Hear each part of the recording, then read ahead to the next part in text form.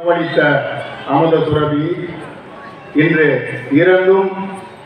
இதய தெய்வமாக விளங்கிக் கொண்டிருக்கும் எங்கள் ஆசான் இறந்த பின்பும் பசிக்கின்ற ஏழைகளுக்கு உணவளித்துக் கொண்டிருக்கும் அமுத சுரபி அந்த மன்னாதி மன்னர்களை எல்லாம் மண்டியிட வைத்து மதுரையில் புறப்பட்டு சென்னையை ஆட்டி படைத்த எங்கள் ஆசான் இருக்கும் திசையை நோக்கி வணங்கி சிவகங்கை மாவட்டம் இளையாங்குடி ஒன்றியத்தின் செயலாளராக எனது அருமை அண்ணன்